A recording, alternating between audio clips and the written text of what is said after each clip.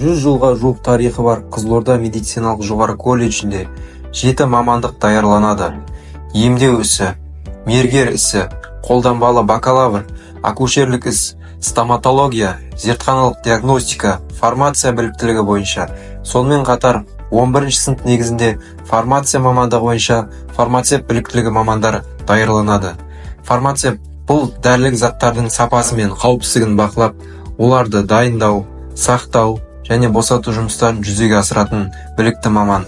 Біздің түлектердің жұмысқа орналасу көрсеткіші жыл сайын 100%-ды құрайды.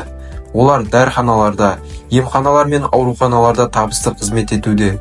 Колледжімізде студенттердің практикалық білімін жетілдіру мақсатында арнайы жасыл дәріхана жылыжайы жұмыс істейді.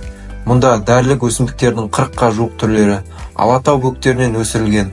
Студенттер олармен тәжірибе жүзінде таныса алады. Сонымен қатар, колледжіміз Алматы қаласындағы ботаникалық саябақпен, Шымкент қаласындағы Санту фармацевтикалық зауытымен өзара ынтымақтастықта жұмыс жасап, студенттерге осы мекемелерде тәжірибеден өтуге мүмкіндік береді.